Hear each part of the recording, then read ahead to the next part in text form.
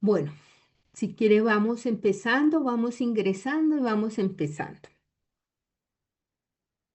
Entonces, ya vimos las condiciones, ya más o menos ustedes ven que este protocolo hace que las entidades estén bien organizadas, que tengan sus propios protocolos y su personal capacitado.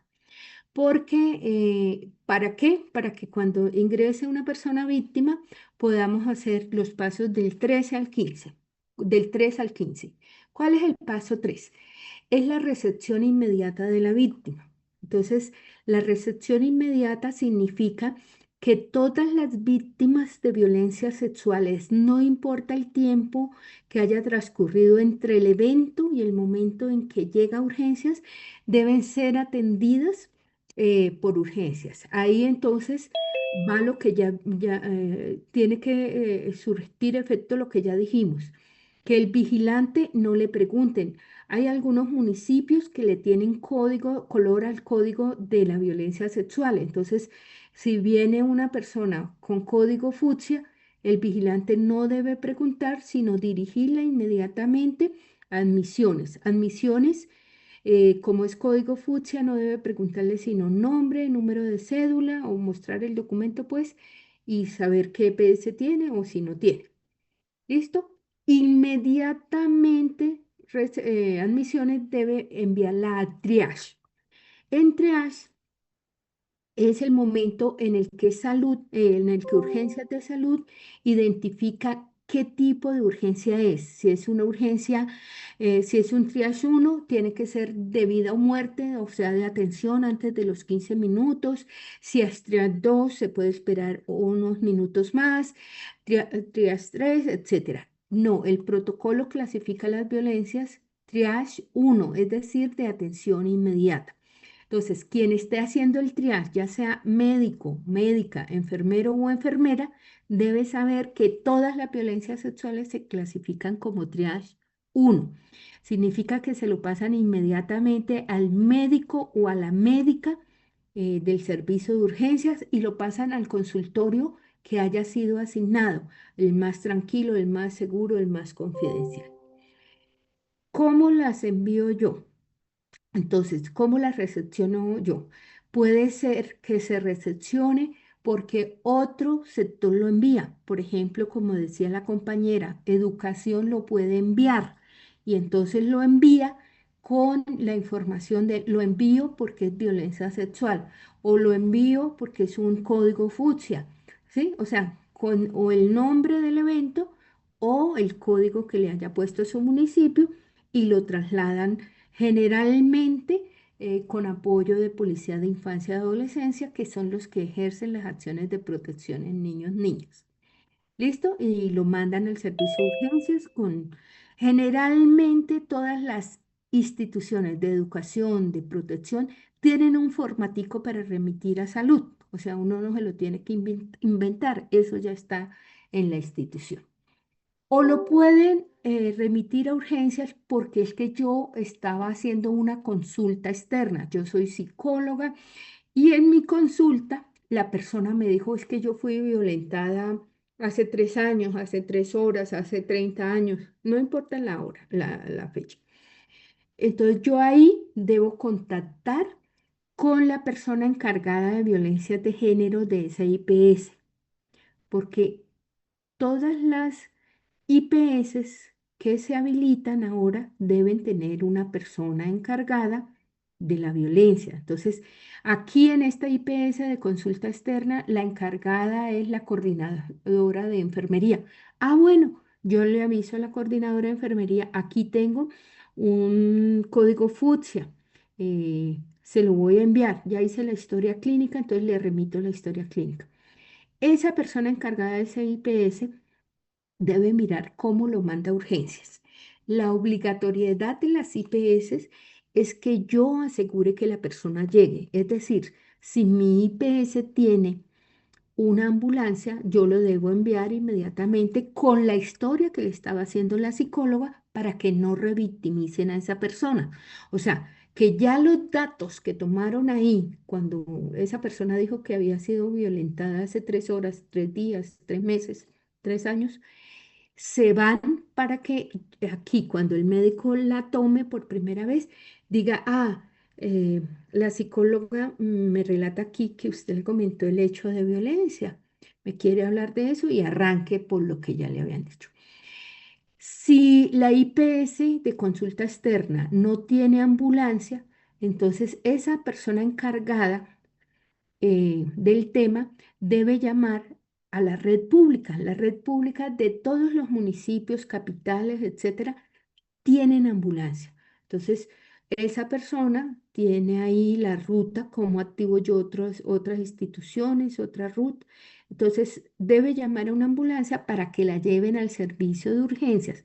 Mejor dicho, así yo la identifique en consulta externa, yo debo garantizar que esa persona llegue inmediatamente a urgencias. Por eso dice aquí recepción inmediata y la atención es inmediata. Yo la identifico y de una vez activo mi ruta interna de mi IPS. Mi IPS es solo consulta externa. Bueno, no importa, si es solo de consulta externa, debe tener una ruta interna y externa para llevarla a urgencias. Si mi IPS es ahí mismo en el servicio de urgencias, igual, ahí mismo en el mismo edificio, igual, yo le aviso a la persona encargada para que esa persona encargada la baje ella o la baje un auxiliar de enfermería o bueno, la traslade. Lo que quiero decir en esta recepción inmediata es que si salud la identifica en otro servicio que no sea urgencia, salud debe garantizar la activación de la ruta de salud para que la lleven inmediatamente a urgencias. En general, los otros sectores siempre tienen cómo llevarla. Por ejemplo, el ICBF tiene carros de ICBF y ellos lo llevan con su documento, con todo esto. Cuando el ICBF no tiene, ellos activan policía de infancia y adolescencia y es la policía la que lo lleva. Educación activa mucho a Policía de Infancia y Adolescencia, entonces por eso tenemos tanto contacto con Policía de Infancia. ¿Listo? Entonces ya lo remitieron, aseguraron que llegaron a urgencias, le hicieron la admisión, el triage 1 y ya lo tienen paso 4 el médico o la médica. Nadie más en Colombia hace estos pasos sino médico o médica. ¿En este grupo hay algún médico o médica?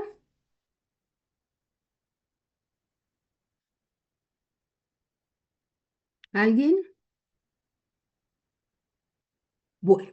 Entonces, estos procedimientos que hace el médico o médica son muy específicos de ellos. No vamos a ahondar en la dosis, la esta, porque es muy específico de ellos.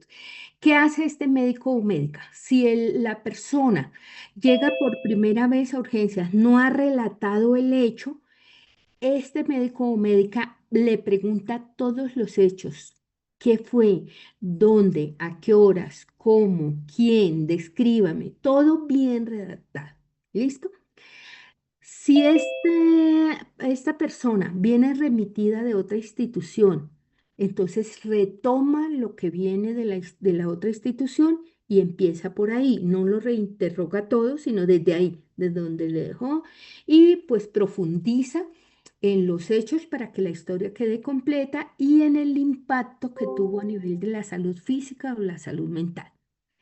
Si viene remitido de fiscalía, ya fiscalía le hizo una entrevista completa, ya relató cómo, cuándo, a qué horas, de qué color, yo como médico o médica no le hago otra vez la entrevista.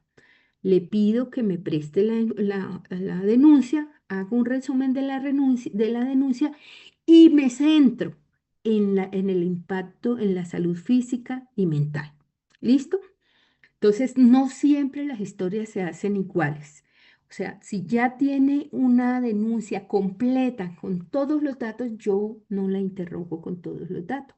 Le hago énfasis en que ella me diga dónde le duele, dónde él se siente que la lastimó, dónde le arde, que bueno. Una vez yo haya hecho la entrevista completa, yo debo preguntarle antecedentes. Ahí es donde aparece lo que ya vimos anteriormente. Este médico o médica debe preguntarle antecedentes de ella. Antes tuvo algún evento similar, tuvo un embarazo, parto, bueno, todas las. Las patologías físicas y mentales. ¿Usted ha tenido enfermedades mentales? Sí, ¿cuáles? Y los antecedentes familiares. ¿Por qué es importante en estos casos? En salud siempre son importantes los antecedentes porque un evento traumático puede activar. Si yo antes tuve una depresión, puede activarme la depresión. Si yo vengo sufriendo de hipertensión, puede activarme la hipertensión. Entonces, para nosotros los antecedentes son muy importantes. También tiene que preguntar sobre qué impactos en la salud mental ha tenido.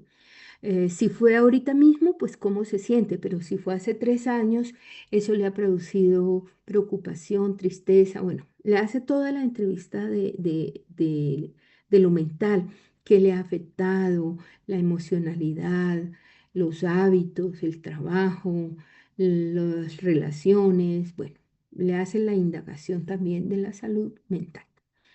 Una vez haya hecho toda la entrevista, empieza a hacer la valoración clínica. La valoración clínica de todos los pacientes, todos, incluidos los de violencia sexual, los médicos y las médicas lo hacemos de la cabeza a los pies. Y hacemos énfasis en lo que la persona nos contó.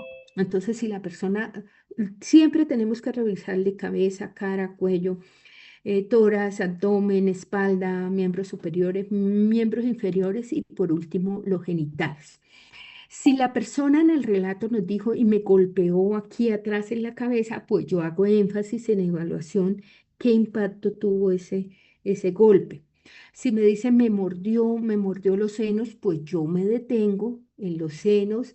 Si tengo, en general se pide que se tomen fotografías de los elementos que pueden ser elementos probatorios, se tome de ahí muestras de la saliva y todo lo demás para que sea un elemento probatorio. Si la persona me dice que no fue un acceso carnal, o sea, no hubo penetración, fue un tocamiento de senos, yo no hago examen genital porque no tiene sentido que yo le mire los genitales si ella me está diciendo que lo que pasó fue que le tocó los senos. Hacerle un examen genital no quita ni pone. ¿Listo? También, si la violencia fue sexual, hubo penetración hace 15 años. La señora es una señora. Fue hace 15 años en el marco del conflicto armado. Me cuenta que después de eso ella se casó, tuvo 3 hijos, y actualmente no se siente sintomática de los genitales, ¿no? No le hago genital, porque ¿qué me da un examen genital en una señora que ya tuvo 3 hijos, que fue hace 15 años, que no me da ningún resultado, ¿cierto? Entonces, nosotros los médicos y las médicas hacemos un examen completo de la cabeza hasta los pies, pero congruente con los relatos. O sea, si alguien me dice, vengo porque me acabaron de tocar la cola y eso me impactó mucho, pues si fue un tocamiento en la cola, pues yo no le miro la vagina, porque ¿qué le voy a encontrar? ¿Listo? ¿Por qué lo repito? Porque es que en algunas ocasiones los otros sectores se quejan de que no le hicieron genital, pero yo como médico, ¿cómo le voy a hacer genital a un tocamiento de senos? Eso no es lógico. Para nosotros eso no es lógico y la recomendación médica es que se haga según la entrevista. Una vez, bueno, cuando ya ha hecho todo el examen clínico para ver qué impactos en la salud física, en el cuerpo tiene y se le hace un examen mental, entonces se evalúa la conciencia, la orientación, la atención, la memoria, los pensamientos, las emociones, todo eso. Se debe consignar el examen mental. Todos los médicos y las médicas generales saben cómo hacer un examen mental. No se preocupe. Y ellos tienen la obligación de hacerlo porque el diagnóstico se hace con la entrevista, con el examen físico y el examen mental. Ahí se dice, fue una violación, fue un abuso sexual, además tiene trauma en rodilla izquierda y además tiene un trastorno depresivo. Todos esos diagnósticos se deben hacer. Una vez terminada la valoración física, Si en este municipio no hay medicina legal por lo que sea, se murió el médico legista y no lo han reemplazado, se fue y nadie ha tomado el cargo, lo que sea, o no hay oficina de medicina legal, salud debe hacer la recolección de evidencia. La de evidencia se hace según el protocolo de medicina legal. Todos los médicos y médicas somos del Sistema Nacional Forense y nos enseñan a hacer la recolección de evidencia. Lo enseñan a hacer en pregrado, nos lo enseñan a hacer otra vez cuando estamos en internado y cuando empezamos el rural. ¿Listo? Y medicina legal tiene un protocolo muy de paso a paso. No es sino leerlo e ir haciendo lo que nos van diciendo.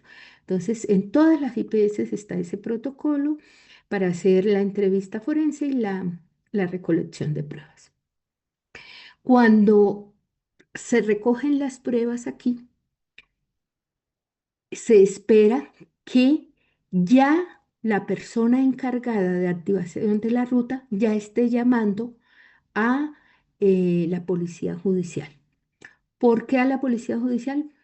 Porque así se activa justicia. Justicia se activa llamando al CTI, a la DIJÍN o a la SIJÍN, lo que exista en el municipio, porque ellos son los encargados de darle al médico el número de noticia criminal para que el médico pueda rotular esas muestras. Si yo recojo una muestra de semen, una muestra de la saliva aquí en el seno, en las uñas tenía algo ahí que parece que es piel del agresor, yo tengo que meterla en una bolsita de papel, ponerle un rótulo, que eso viene en el kit de recolección de muestras forenses, y en el rótulo hay un apartado que dice número de noticia criminal.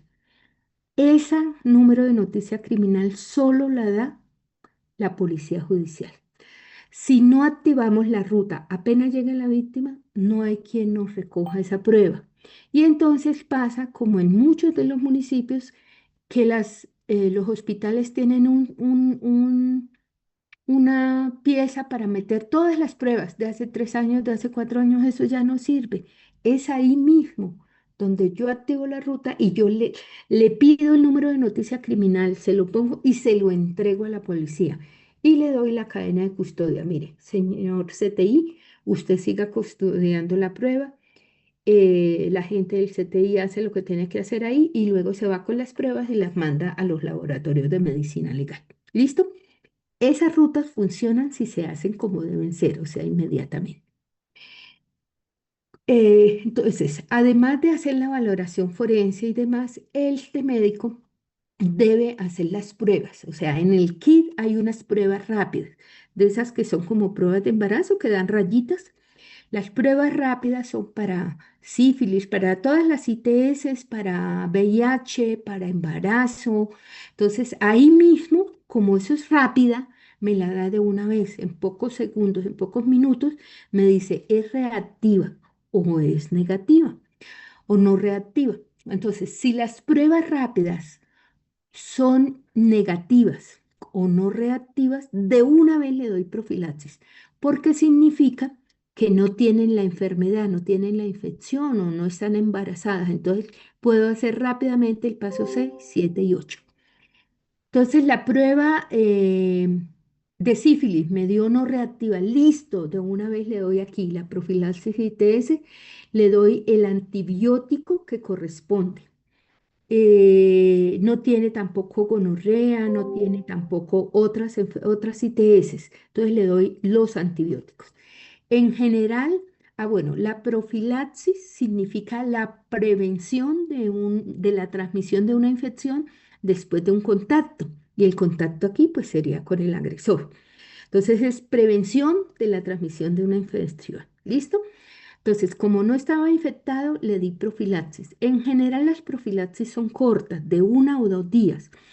Entonces, en el kit vienen las tabletas completas para darle la tableta de hoy y la tableta de mañana. Entonces, le doy la de hoy y le enseño que mañana a tal hora se tome la siguiente. ¿Listo?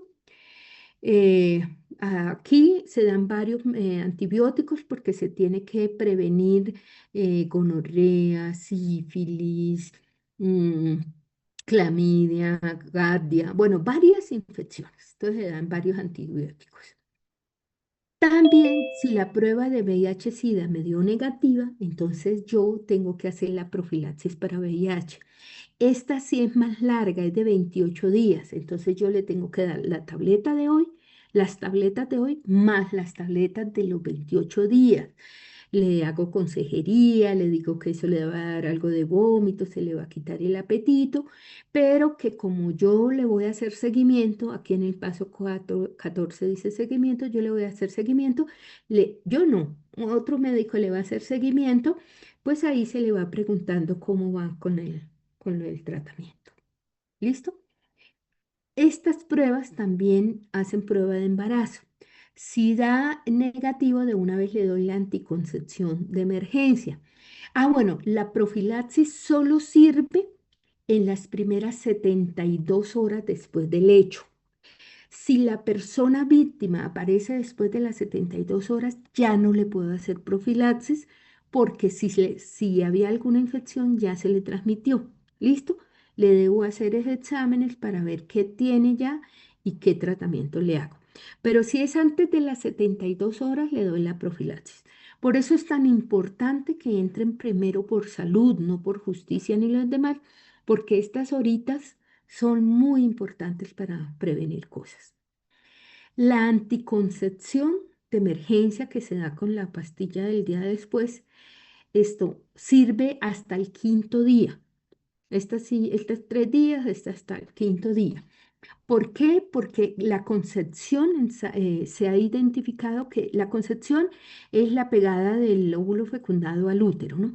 Y esa pegada al útero se da al quinto día. Por eso hasta el quinto día la podemos dar para evitar que se pegue y así el óvulo fecundado sigue derecho y no se pega y no hay concepción.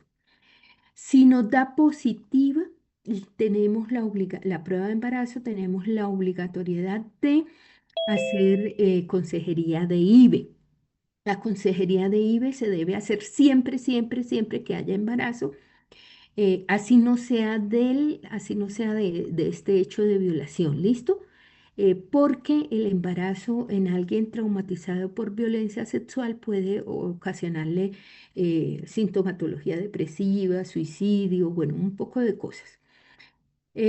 La consejería se hace de manera neutral, se le explica que en las primeras 12 semanas se hace con medicamentos, se puede hacer ahí mismo, se le puede dar, eso no requiere especialista, no tiene muchas consecuencias porque es medicamentoso, que de la semana 12 a la 24 sí es una intervención ya con aspirado uterino o legrado uterino, la tiene que hacer un especialista y pues puede tener más complicaciones, que después de la semana 24 sí la tiene que hacer solamente un experto en este tipo de interrupciones, porque es a través umbilical y tiene ciertos procesos y procedimientos de riesgo. ¿Listo?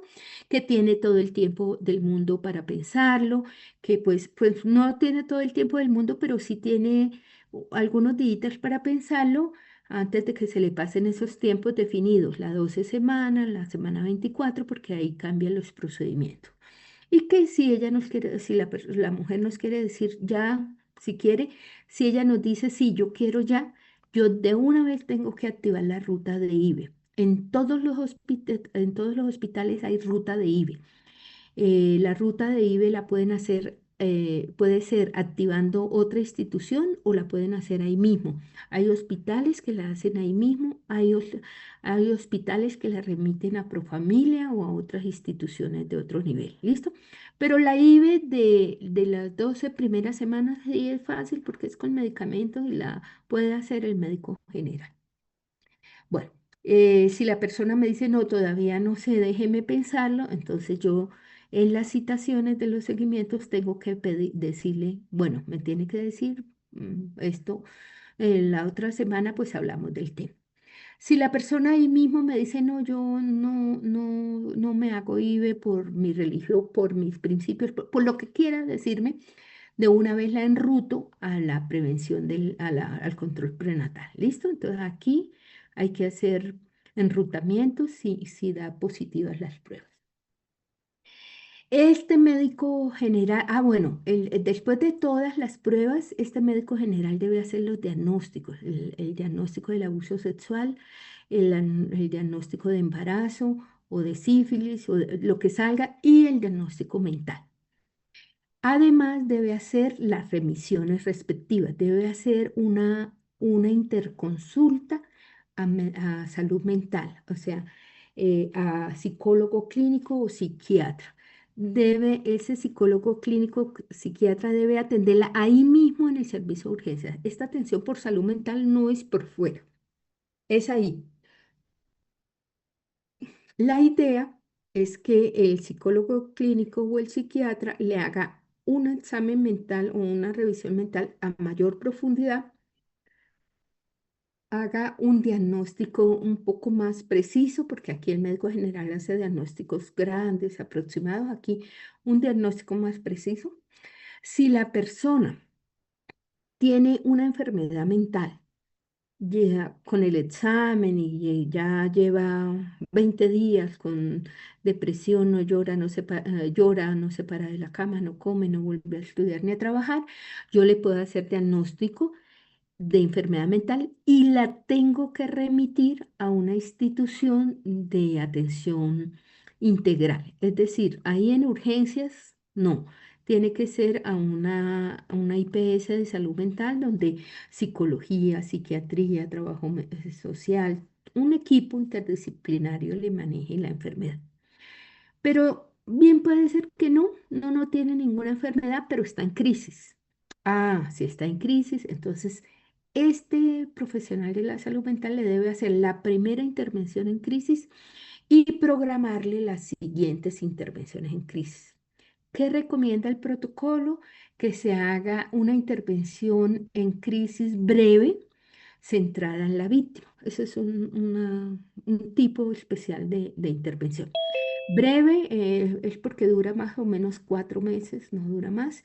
Y es centrada en la víctima porque la idea es mirar qué narrativas y qué significados tiene para la víctima el evento y empezar a trabajar una resignificación para que este evento no detenga su vida, que sí haga parte de su vida, pero que ella pueda superar esa situación de víctima y pasarse a sobreviviente, donde se autogestione, ella misma tome decisiones, salga adelante y demás. Esa, ese es el objetivo grande de la intervención en crisis breve.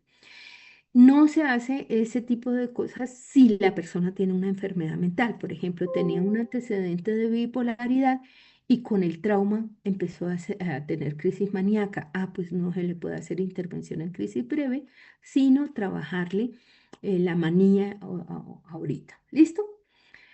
Esta atención en crisis, esta atención en salud mental debe consignar en la historia clínica lo que se encontró de salud mental, el diagnóstico de salud mental y el plan de salud mental. Por eso es importante que apenas llegue la paciente, la persona encargada de activar las rutas hable con la EPS y diga, aquí tenemos una afiliada suya, un afiliado suyo, se requiere que se gestione la cita para dentro de 3 días, 5 días, una semana, y por este primer mes, 2 veces a la semana o una vez a la semana, entonces la dejan cuadrada desde ya. Por eso es muy importante la persona encargada del tema aquí en la IPS y allá en la EPS. Entonces se hablan allá, las dos encargadas, porque la persona encargada en la EPS también se debe saber el protocolo y también debe saber que esta víctima debe recibir atención en salud mental 2 veces a la semana o una vez a la semana. ¿Listo? También planea los seguimientos y hace las interconsultas a otros especialistas. Por ejemplo, si requiere ginecólogo porque tiene un desgarro vaginal, para que el ginecólogo la vea, le haga la intervención, o tiene una lesión abdominal además, entonces yo llamo al cirujano.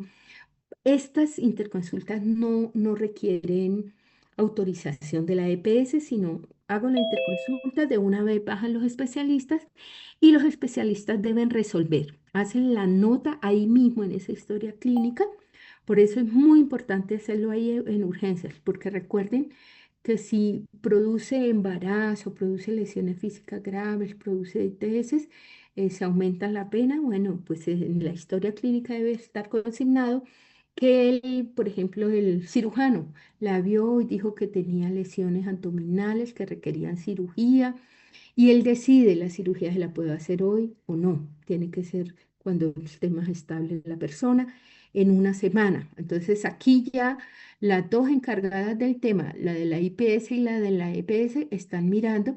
Ya lo vio el internista, se le debe decir a la EPS, ya lo vio el cirujano y pide cirugía para dentro de una semana. Entonces, para que por favor ustedes le hagan de una vez la autorización. En una semana le van a hacer la cirugía. ¿Listo? O sea, debe salir resuelto de aquí que cuándo, más le van a hacer. En una semana el cirujano le hace la cirugía y ahí sí sale del protocolo. Si el cirujano lo quiere ver una vez al mes, una vez a cada 15 días, eso sí ya sale del protocolo, ya no es de urgencia. ¿Listo?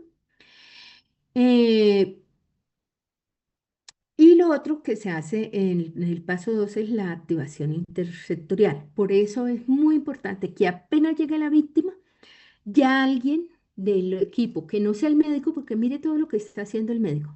Ojalá que sea alguien del equipo básico, puede ser de enfermería, de trabajo social, de enfermería, de psicología, esté activando la ruta. O sea, ya haya llamado a justicia para que le hagan la entrevista a la víctima, recojan las pruebas, a protección, porque es que resulta que ella el agresor está en la casa y le da miedo volver a la casa, entonces tengo que llamar a protección para que active los mecanismos de protección. O es un niño o una niña y fue el papá, el tío, el padrastro, entonces tiene que de una vez evaluarse por protección a ver si vuelve al hogar o no vuelve al hogar. Entonces, pero esto lo hacen simultáneo aquí. Mientras estén en la recepción, ya deben las personas estar activando no solamente el médico haciendo estas cosas, sino el personal del equipo básico haciendo las demás. En el paso 13 está la llenada de, la, de una ficha de notificación. Todos los eventos de salud pública, como es la violencia de género y la violencia intrafamiliar, nosotros tenemos que reportar la salud, así como reportamos eh, el COVID, el VIH, eh, todas esas enfermedades que son de alta externalidad, o sea, que requieren muchos recursos, mucho seguimiento, la tenemos que reportar. Las violencias de género intrafamiliares nosotros las reportamos en una ficha que es la 875. ¿Qué nos pide el Instituto Nacional de Salud? Que la persona que entreviste a la víctima sea la que la llene y que se llene de manera digital. Cada IPS tiene un código que se lo da, uno se lo pide a la Secretaría de Salud, pero eso se lo da al Instituto Nacional de Salud. Cada IPS tiene, entonces uno se mete a la página del Instituto Nacional, mete el código de la IPS y empieza a llenar esto. Nombre, identificación, como eso ya lo ha preguntado el médico o la médica, no tiene que reentrevistar. ¿Por qué les advierto esto? Porque en muchas IPS no lo llena quien entrevistó, sino lo llena el profesional o la profesional de enfermería. Entonces es otra entrevista. A veces esos profesionales lo que hacen es coger la historia del médico y llenan los datos, pero hay datos que no quedan en la historia del médico, entonces toca volver a preguntar. Entonces por eso el instituto dice que quien interrogó. ¿Qué más se pregunta? Se pregunta el tipo de violencia, si es física, psicológica, si es sexual, de qué tipo de violencia sexual. ¿Qué otra cosa?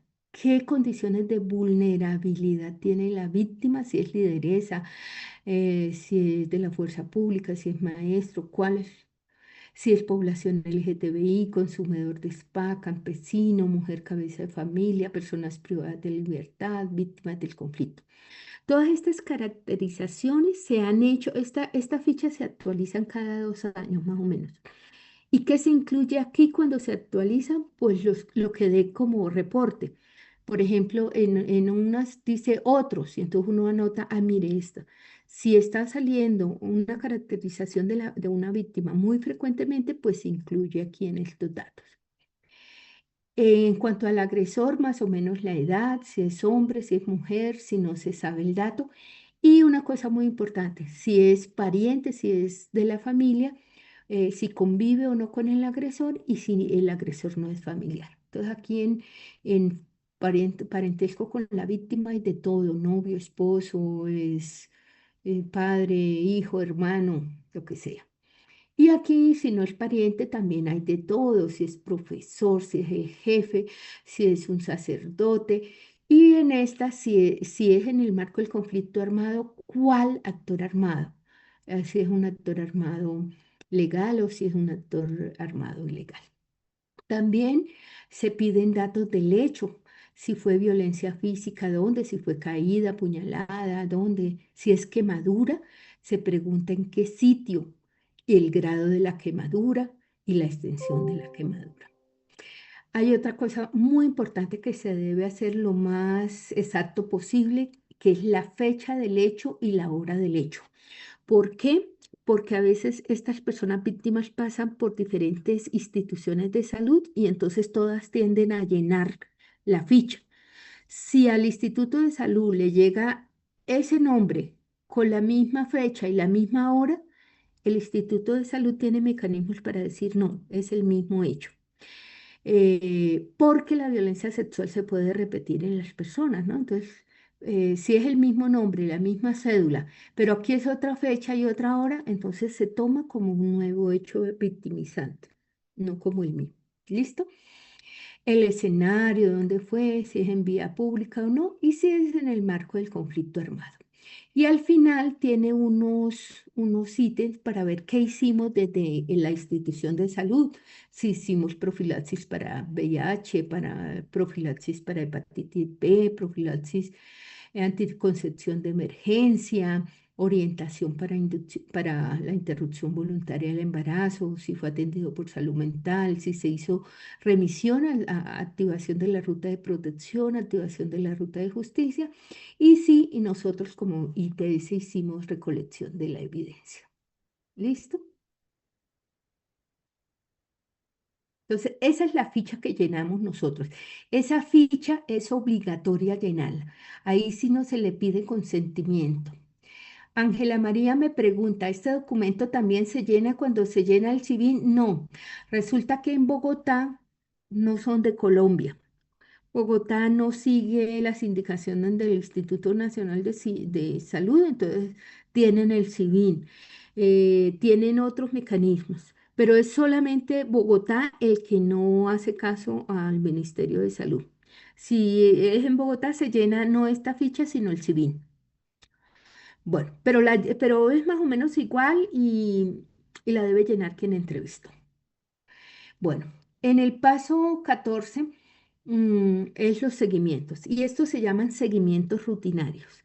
Y significa, porque aquí el psiquiatra o el psicólogo le da unos seguimientos de él y ahí deben quedar consignados y deben quedar acordados con la EPS.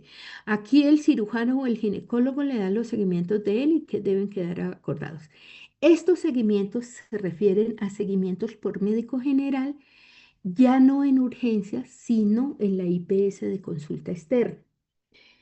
Como todos los médicos y médicas nos debemos saber el protocolo, entonces los seguimientos lo hace otro médico eh, de la red de consulta externa y se debe hacer un seguimiento a la segunda semana, a la sexta semana, a la semana 12, a los 6 meses y al año. Y el protocolo dice qué debe preguntarle y qué acciones debe hacer ese médico o médica general a la segunda semana. Por ejemplo, a la segunda semana le preguntamos, ¿se ha tomado el medicamento? ¿Qué efectos secundarios ha tenido flujo? Hay que mirar porque estas infecciones dan flujo. ¿Ha tenido síntomas vaginales? ¿Cómo ha estado? ¿Qué efectos secundarios le ha dado? Eh, por ejemplo, si todavía no me ha dicho si quiere la IVE, en esta me puede decir ya, ya lo pensé y no quiero la IVE, entonces ahí la remito para control prenatal. O ya lo pensé y sí quiero la IVE, entonces ahí en la segunda semana la remito. ¿Listo? Em, a la sexta semana se le debe preguntar también cómo sigue, qué efectos, del aspecto emocional, la han seguido viendo, cómo se ha sentido, cómo está la familia respecto al tema, cosas psicológicas, psicofamiliares y sociales. A la semana 12 se pide otra prueba del VIH porque este VIH tiene una ventana inmunológica de 3 meses, o sea, se toma un VIH recién el hecho a los 3 meses y a los 6 meses. Em,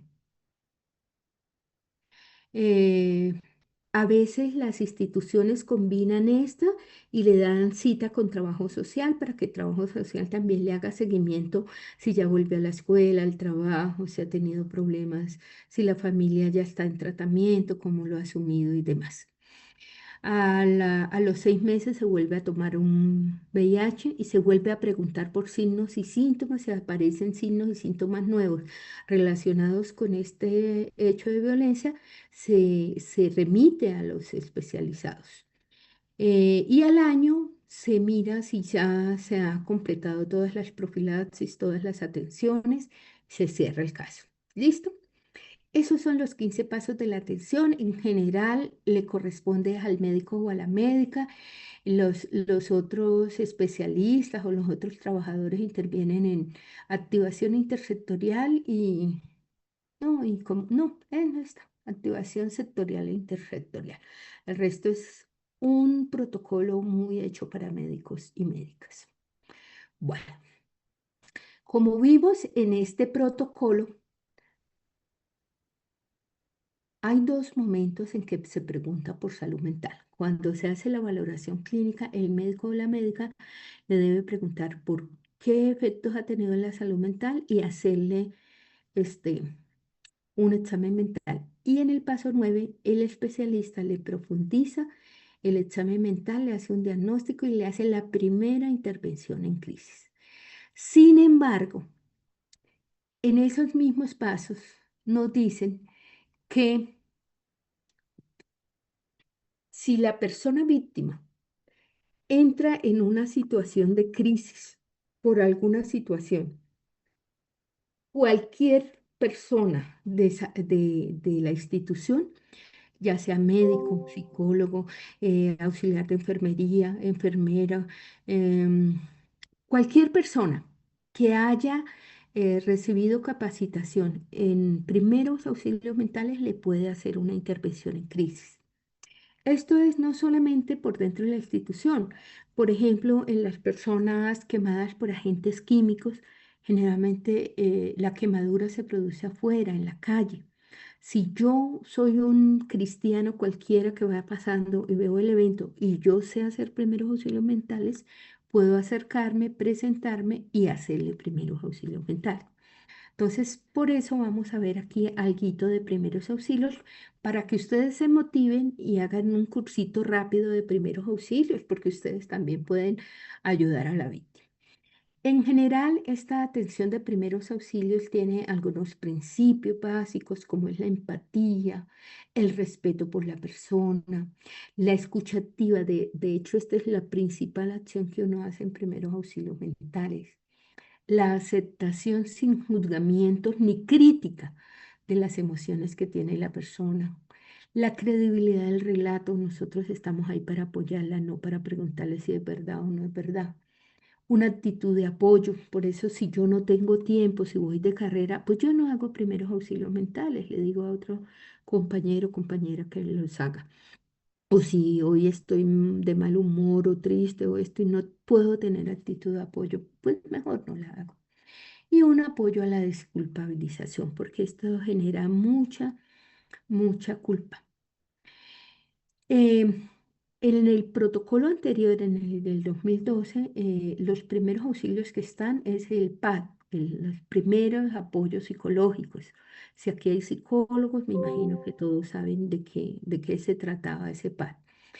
Pero en este nuevo protocolo que ya estamos en actualización, incluimos el ANIMA. que también son primeros auxilios mentales, eh, porque la Organización Mundial de la Salud y la Organización Panamericana de la Salud recomendó a todos los países incorporar esta estrategia en vez del PAD. Esta estrategia es una, se basa en los primeros apoyos psicológicos, pero incorpora otras dos tareas que son muy encaminadas a la violencia de género. Y esta sirve, estos primeros auxilios, el ANIMA, sirve para todas las violencias de género, incluidas las violencias sexuales.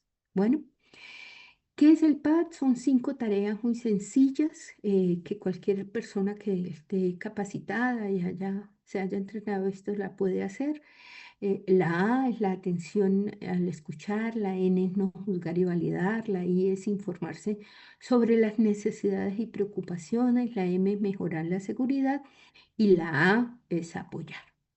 Entonces, la primera acción, esta es la más importante. En general, los primeros auxilios mentales se basan en escuchar. Esa es como la tarea más relevante. Y escuchar atentamente con ojos, oídos y corazón. Con los ojos, porque es que hay que escuchar más allá de las palabras. Si la persona está hablando y se pone a llorar, se pone roja o tiembla, yo sé que eso le está produciendo respuestas emocionales. Entonces tengo que verla.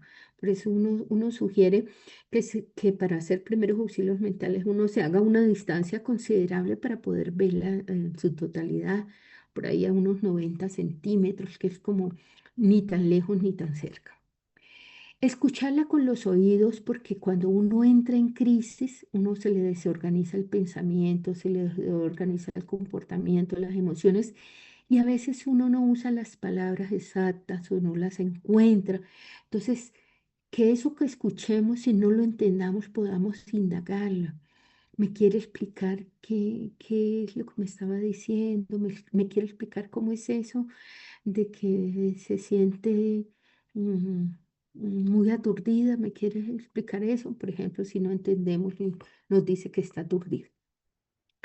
Y con el corazón, porque lo que escuchamos debemos entenderlo muy bien y ponerlos en los zapatos de la persona, poder entender que desde la situación de ella, no de la mía, sino la de ella, está como está y me está diciendo lo que me está diciendo.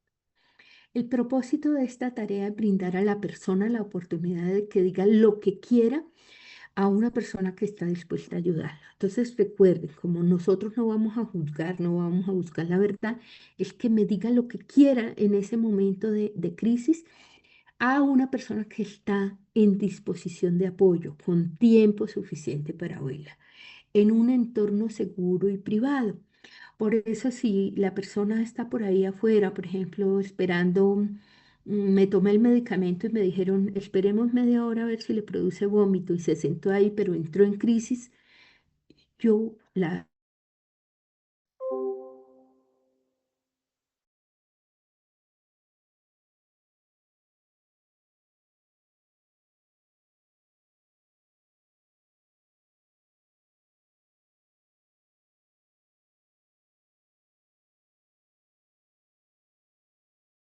vi que se me cayó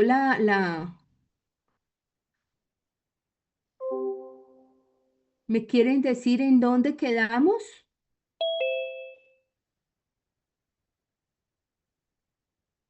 Óigame, se me cayó la transmisión. ¿En dónde quedamos? Estabas ¿Alguien? explicando la Tarea. primera No nos parte, la de perdimos. la... La Sí, y estabas en el propósito de la tarea.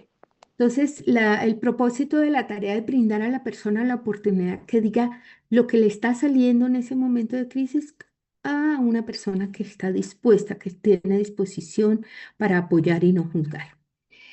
Em, Escuchar atentamente significa ser conscientes de los sentimientos que hay detrás de lo que la persona dice. Por eso es muy importante verla. A veces tratan de contener lo que hablan, pero se le salen las lágrimas o se sonrojan o empiezan a temblar. Entonces, esos detalles hay que ponerlos ahí. Lo veo que esto le pone triste para que lo que me está diciendo se pueda armonizar con lo que está sintiendo. Esto se trata más de manejar la emoción, más que el contenido mismo. También significa prestar atención tanto a lo que dice como a lo que calla. Por ejemplo, me está hablando muy fluidamente y de repente eh, voltea la cara y mejor se calla. Entonces hay que preguntarle o decirle, no, está bien hablar, aquí no se le va a juzgar lo que usted me quiera decir, yo lo hablamos, lo escucho. También es prestar atención a la comunicación no verbal, no solamente de la persona víctima, sino mía también. A veces cuando las personas entran en crisis dicen o se expresan o manifiestan ciertas cosas que a uno le pueden parecer, uy, grave o terrible. Entonces la idea es que también prestemos atención a nuestra cara, si estamos haciendo cara de rechazo, cara de, uy, no, eso no se dice, porque a veces no lo decimos, pero sí lo expresamos con la cara. Entonces, no, tratar de ser lo más neutral posible, porque en momentos de crisis ellos pueden decir mil cosas, voy a matarlo, voy a hacerle, y puede ser que no, nunca lo vayan a hacer, pero en ese momento de crisis lo expresan. También escucharle atentamente es permanecer al mismo nivel. Si la persona, por ejemplo, en crisis se cae o se sienta en el suelo a llorar, nosotros nos bajamos hasta el suelo, nos presentamos. Mire, yo soy Marta Da, yo soy la médica psiquiatra de aquí. ¿Quiere ir conmigo a un consultorio? Por eso les digo que no importa dónde se presente el evento, yo la llevo a un sitio un poco más seguro, más tranquilo. Si la persona no se quiere sentar, sino permanece de pie, pero en un sitio más seguro y tranquilo, pues yo también permanezco de pie. Estos mismos primeros auxilios mentales se hacen, por ejemplo, en víctimas de quemados, que es en la calle, uno ahí pues no lo puede llevar a ningún consultorio. Entonces lo que uno hace es separar a los que están chismoseando y mirando y dejarla separada de todo el mundo. A veces llega defensa civil y demás, entonces ellos acordonan y uno puede hacer primeros auxilios en un sitio retiradito, ¿no? Pero al mismo nivel de la persona. Y a través de la empatía, de hechos empáticos, podemos mostrarle que la entendemos. Por ejemplo, asentir con la cabeza y decir, ajá, la escucho. O sea, no hablar mucho, sino, ajá, que es una invitación a seguir hablando, o la entiendo, o la escucho. La segunda tarea es no juzgar. Validar la experiencia de una persona significa transmitirle que se le está escuchando sin juzgamientos, sin críticas, sin juicios de ninguna clase. Y validar las emociones, o sea, hacerla sentir que hacerla, transmitirle que lo que ella está sintiendo es válido, que es su respuesta y no se puede criticar ni juzgar. El propósito de la tarea es comunicar a la persona que lo que siente es usual en estos casos de violencia, que estos casos son inimaginables, la respuesta que uno puede dar, que puede expresar los sentimientos sin que tenga peligro de que nosotros la vayamos a rechazar o la vayamos a juzgar. Cosas importantes que se pueden decir para validar: no es su culpa, está bien hablar. Aquí en la institución podemos ayudarla. Lo que le hicieron no tiene ninguna justificación. Ninguna persona me dice que lo maltraten. Mm, Todas las personas tienen derecho a sentirse a salvo en la casa, por ejemplo, en los casos que sean en la casa. Cosas así muy claras, muy sencillas, validando lo que ella nos está diciendo. Bueno. La tercera tarea. Esta tercera tarea es una modificación al PAD, a los primeros auxilios psicológicos, y es informarse sobre las necesidades y preocupaciones de la persona en el aquí y en el ahora. A veces las personas entran en crisis no exactamente por el hecho de la violencia sexual, sino porque, por ejemplo, han pasado 2 horas y media, 3 horas y ella todavía está ahí, nadie sabe en la casa dónde están, o tenía que ir a recoger los hijos y no, se le olvidó que tenía que llamar a alguien. O sea, las crisis en estos momentos se pueden presentar por muchas necesidades físicas, emocionales, incluso económicas. Por ejemplo, son las 2 de la mañana y yo todavía aquí, yo no tengo plata para irme, si me dan salida no me puedo ir, no tengo quien me recoja, no tengo plata para dónde llegar. Eso puede hacerlo a uno en ese momento duro de trauma entrar en crisis. Entonces, el propósito de la tarea es averiguar qué es lo más importante para la persona ahora, ahí mismo, en la crisis, y tratar de responder a las necesidades. A veces lo más importante para la persona es avisarle a la familia que está bien y que está ahí. Listo, eso se puede resolver.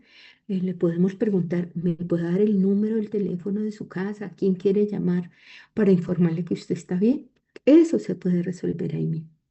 Algunas técnicas que se sugieren es invitarla a- con preguntas abiertas, como invitarla, me quiere, le gustaría, de qué le gustaría hablar o qué la tiene tan angustiada, eh, cómo la hace sentir esta situación. Usted me está diciendo que se siente frustrada, me quiere decir por qué se siente frustrada. Lo otro que se puede hacer es reflejar los sentimientos. Por ejemplo, si tiene cara de angustia, de ansiedad, yo le puedo decir, la noto muy ansiosa, ¿quiere hablarme de eso? O está llorando, llorando, la noto muy triste, ¿me quiere hablar? ¿Qué es lo que le está produciendo esta respuesta? Para que ella me hable de lo de aquí y lo de ahora. No de las necesidades todas de la vida, sino de lo que la está afectando en ese momento. Profundizar en algún tema, por ejemplo, me repitió mucho y ahora yo qué hago con mis chinitos y los chinitos se quedaron allá solos. Me puede decir, bueno, me puede contar un poquito más sobre su preocupación por sus muchachos para que me hable de por qué eso la tiene tan. Pida aclaración, si algo no comprenden, me puede explicar de nuevo lo que me acaba de decir. Ayúdala a identificar y a expresar lo que necesite. ¿Hay algo que necesite o le preocupe ahora mismo? Y lo otro que se recomienda es como hacer resúmenes. Si me ha hablado de varios temas, yo poder decir, bueno, entonces entiendo que está muy angustiada porque no ha avisado que está aquí y que además tiene sus hijos en el colegio. Es así, o sea, hacer un resumencito. Primero, para que la persona vea que yo sí la estoy comprendiendo y escuchando. Y segundo, para yo verificar si lo que entendí es exactamente lo que necesita la persona.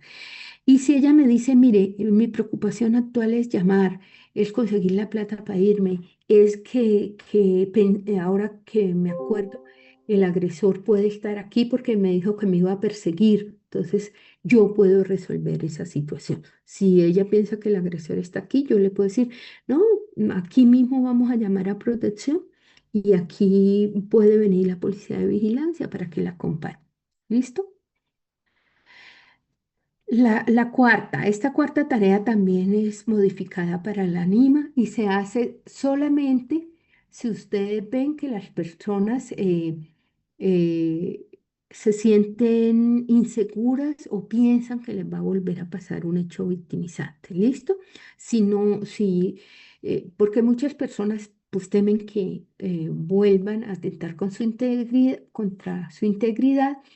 Entonces, lo que hay que hacer es, si esa persona nos dice, mire, me da miedo que me vuelvan a pegar, me da miedo llegar a la casa porque allá está mi agresor, o me da miedo llegar a la casa con mi hijo porque fue el padrastro y nos debe estar esperando. Entonces, yo lo primero que tengo que hacer es validarle eso, decirle, sí, en estos casos, cuando es violencia en el marco de la familia, es probable que vuelva a pasar, esto no es un hecho aislado. Estas violencias tienden a persistir e incluso a empeorar. Por eso es muy importante pues, que le paremos bolas a su seguridad. El propósito de la tarea es ayudar a evaluar la situación de seguridad y desarrollar un plan de mejora. ¿Cómo se evalúa el riesgo? Bueno, pero recuerden que este paso 4 se hace solamente si hay riesgo, ¿no? Pues si manifiestan el riesgo. ¿Cómo evaluar el riesgo? Entonces, si la persona conoce al agresor y convive con este, pues hay mucho riesgo. El riesgo es alto. Si además de esto el agresor ha utilizado armas, ha intentado estrangularla, le ha ocasionado lesiones físicas graves, o sea, por eso le tenemos que hacer estas preguntas. La violencia ha venido en aumento, le ha ocasionado lesiones físicas, ha intentado contra su vida. mm, eh, Incluso usted le teme al agresor, usted cree que él puede llegar a matarla o hacerle más daño. Entonces, si nos dice sí, entonces le proponemos a la persona que eh, vamos a procurar asegurarnos de que no tenga otras lesiones, otra revictimización, que nosotros tenemos la obligatoriedad de llamar a protección, incluida la policía. Protección aquí son los servicios de Comisaría de Familia, de Secretaría de la Mujer, de Secretaría de Desarrollo y la Policía de Vigilancia. Son sectores de protección. Entonces, nosotros desde aquí podemos llamar, agendar, solicitar que las otras instituciones vengan para empezar a implementar acciones de protección. Incluso si yo no soy el médico general que le está haciendo los primeros auxilios, yo fui una enfermera que iba pasando y la vi en crisis, yo le puedo decir, yo le hablo al médico que la está atendiendo su preocupación y ustedes van y le comentan, mire, entró en crisis, yo hice los primeros auxilios, ella me dice que le da miedo volver a la casa, que no es seguro, entonces para que ellos tengan también otras acciones pueden implementar. Además de implementar las acciones del hospital, entonces la invitamos a que revisemos y hagamos, tratemos de revisar cómo está su seguridad. Entonces, el ANIMA trae esta tablita, que son preguntas, básicamente preguntas para que la persona empiece a pensar en que, oiga, yo no tenía ningún plan, voy a hacer un plan por si me toca salir. Y esta se hace a través de preguntas. Si usted tiene que salir de su casa rápidamente en una noche, ¿a dónde se iría? ¿Tiene quien la reciba? No nos importa si no nos responde de una vez, sino que empiece a pensar. Puede ser que nos diga, sí, sí, mi vecina me recibe, o sí, mi familia, o me puede decir, oiga, nunca había pensado que qué tal me toque salir de noche. Además, ¿qué hacerse con los hijos? Si esa persona tiene hijos, entonces le preguntamos, si tiene que salir de noche corriendo rápidamente, ¿se iría sola o se iría con los hijos? Y ella que piense y que nos responda. Aquí no tenemos que hacer el plan, sino, uy, yo todavía no sé, no sé. El transporte, ¿cómo se iría hasta donde tiene que ir? Algunas personas dicen, sí, mi familia me recibe, ellos me han dicho, me han abierto las puertas, pero ellos viven en tal municipio. Entonces nos toca invitarla a que piense, bueno, a ese municipio hay transporte, puede irse, quién tiene el tiquete, se lo pueden dar, lo que sea, ¿no? ¿Qué llevarse? También hay que centrarla en qué llevarse. Si tiene que salir rápido, ¿qué cosas serían las esenciales para llevarse? Llaves o documentos, o qué sería lo esencial para que las personas no piensen que se tienen que llevar todo el trasteo. E invitarla a pensar en lo esencial. Y lo otro que podemos hacer es, bueno, y si no se puede llevar sino las llaves y los documentos, ¿tiene dónde guardar otras cositas que usted quiera guardar? ¿Tiene alguna vecina, alguna amiga que le pueda guardar las cosas un tiempo? En cuanto a los aspectos económicos, ¿cuenta con dinero para irse, para el transporte, para la comida o para los chinitos mientras se va? ¿Tiene quien ahora que hay tantas plataformas, tiene quien le ponga en Nequi, en DaviPlata, platica para que se pueda ir? Y la otra, esta última, generalmente ellas no la tienen pensada. Casi ninguna víctima de violencia de género lo hace, pero hay que invitarlo a que lo hagan, que es la persona de confianza en la vecindad. Puede hablarle a alguna vecina, a alguien que esté junto a su casa, de la situación por si la oyen gritar, que esa persona llame a la policía o pida ayuda. Muchas van a responder, no, yo no confío en las vecinas, no, a mí me da pena contarles, no, yo no quiero.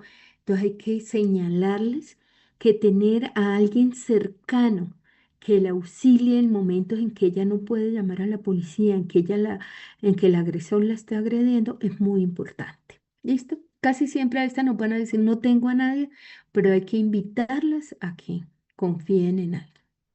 Y el último es apoyar. Básicamente, siempre las personas que han sufrido violencia sexual y violencia de género tienen muchas necesidades, no solamente en salud, tienen necesidades de protección, necesidades de trabajo, necesidades de todo. Entonces, el propósito de esta tarea es poner a la persona en contacto con otros recursos. En general, lo que se pide es como indagar primero que todos los recursos propios. Tiene personas, amigas, familias que la apoyen, cuenta con alguien en su familia o en su comunidad, en el barrio, en el trabajo, cuenta con alguien. O sea, hay que invitar en estos planes de salida a protegerse y a cubrir las necesidades. Hay que se recomienda que se indague sobre todo por lo que ella tiene y lo que la comunidad le ofrece. En los estudios que se han hecho parece ser que las personas se sienten más empoderadas cuando desde su misma autonomía buscan quién les ayuda y se sienten más respaldadas desde la comunidad. Parece ser que ven más lejana la institucionalidad que la comunidad misma. También, si tenemos líneas telefónicas para víctimas de violencia de género, sexual, se las damos. Casi todos los municipios tienen un número local a donde se puede llamar. También a veces en los municipios hay grupos de apoyo a víctimas de violencia de género y sexual específicas, por ejemplo, personas víctimas de violencias sexuales en el marco del conflicto armado. Entonces ellas tienen un grupo de apoyo, se reúnen. Otros grupos, otras personas tienen un grupo de apoyo por ser población LGTBI o por ser personas trans que han vivido violencia de género o sexual.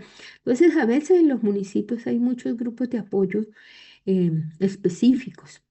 También centros de crisis o ONGs, organizaciones no gubernamentales que ofrecen atención en crisis.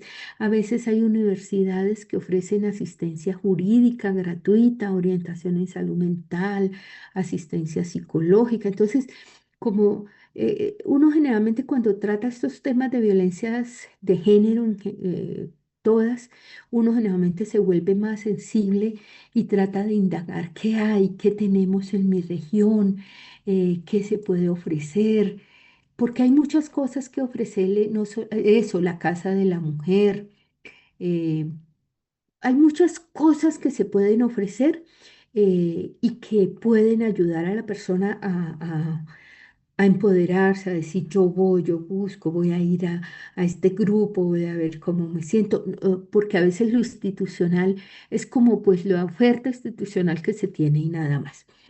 Y además lo institucional lo activa la salud. Salud tiene la obligación, eso lo veremos en la tercera sesión, tiene la obligación de activar lo institucional. ¿Listo? Bueno, hasta aquí. Muchas gracias. Preguntas.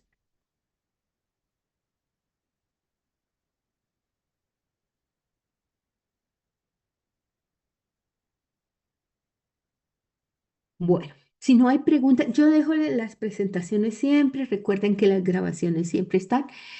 Nancy, pregunta, Doctora, muy buenas noches. Buenas noches para todos. Eh, cuénteme. bueno, mira, la verdad yo le agradezco muchísimo. Me parece que este momento fue pues demasiado importante, digamos, desde el área de la mía, ¿cierto? De la parte de docencia, porque pues digamos es como uno cómo puede escalar ciertas situaciones teniendo en cuenta, o sea, teniendo como conocimiento con las leyes, ¿sí? Y de qué Mm, manera puede uno escalar las situaciones, digamos, en el caso con los niños. mm.